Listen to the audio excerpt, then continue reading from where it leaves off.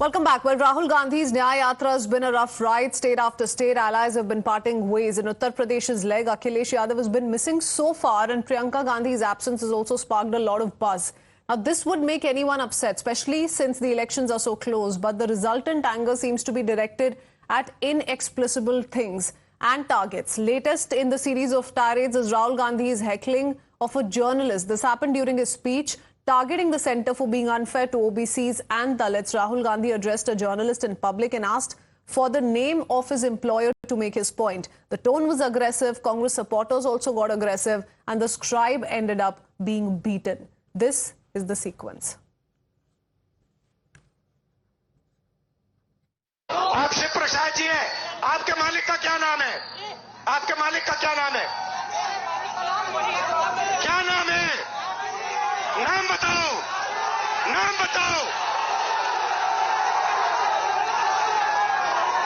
ओए मारो मत यार, मारो मत उसको, मारना नहीं है, मारना नहीं है। नाम बताओ उसका।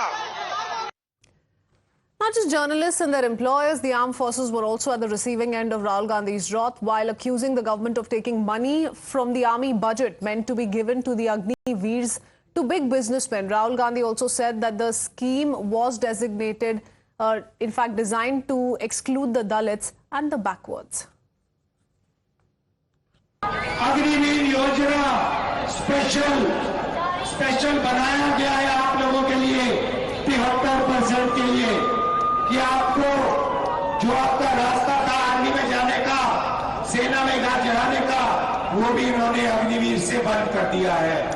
आप पिछड़े हो, आप दलित हो, आप आदिवासी हो, आप गरीब जनरल क्लास के हो, रोजगार आपको नहीं मिल सकता।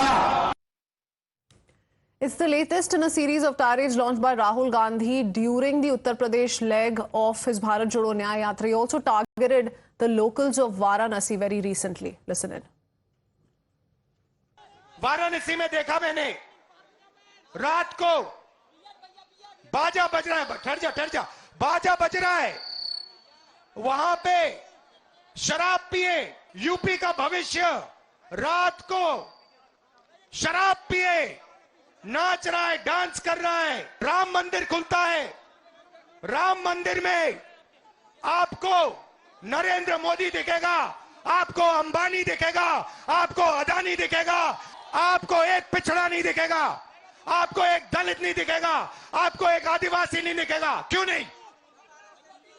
ये वो आपकी जगह नहीं भाई और बहनों, आपकी जगह सड़कों पे भीख मांगने की है। उनका काम पैसा गिनने का है। अदानी देखा, उसके बच्चे देखे, अंबानी देखा, उसके बच्चे देखे, सारे बिजनेस वाले देखे, नरेंद्र मोदी देखे, अमिताभ बच्चन देखा, ऐश्वर्या राय देखी। इनका हिंदुस्तान है, तुम्हारा है ही नहीं, तुम्हारा है ही नहीं। तुम बात नहीं समझे, सोए हुए हो। तुम्हारा हिंदुस्तान है ही नहीं। तुम्हारा काम भारत माता की जय, तुम्हारा काम जय श्री राम, उनका काम पैसे गिनने का, उनका काम प्राइवेट हवाई जहाज में उड़ने का, उनका काम मजे लेने का, आपका काम इधर उधर देखने का। उधर देखो भैया पाकिस्तान में क्या हो गया, ओ भैया उधर देखो अमिताभ बच्चन ने नया डांस मारा, ओ देखो भैया वो प्रियंका चोपड़ा नाच रही है। करते जाओ भैया, करते जाओ, जितना करना है करो, मजे लो। भूखे मर जाओगे सब, भूखे मर जाओगे। सबका टाइम आएगा, कोई नहीं बचेगा, सब भूखे मर जाओगे।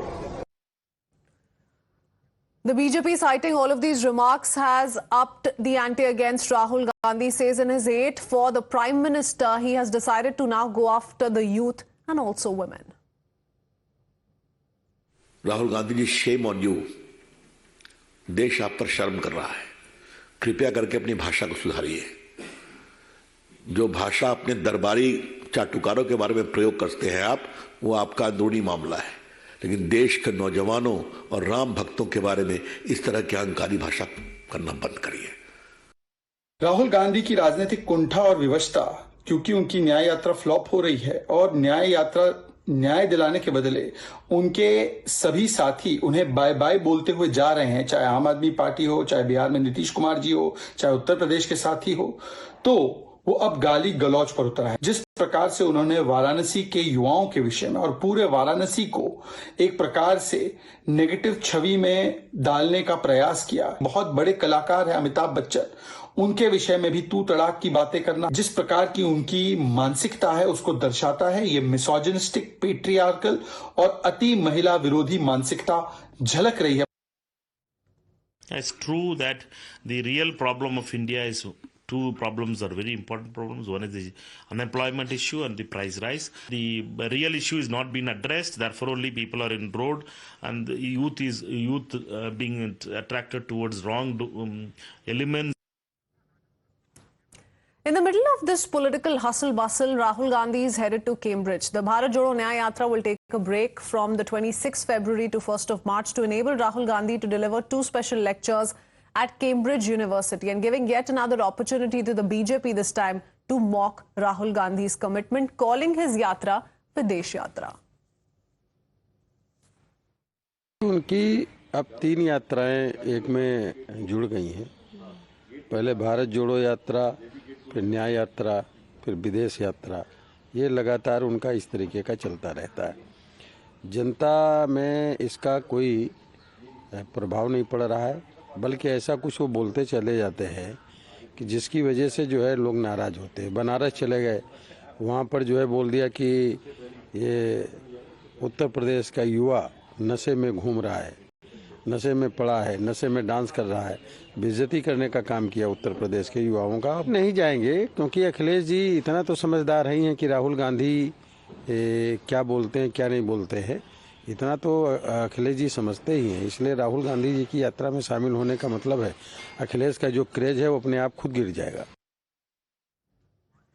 Let me quickly go across to Nyamika joining us with more details. Nyamika, a host of, controversial remarks have been made by Rahul Gandhi recently as his Nyaya Yatra passed through several pockets of Uttar Pradesh. The BJP, of course, using that as an ammunition to take on the Gandhi side, and also now questioning the timing of his decision to, make these speeches, addresses at Cambridge University.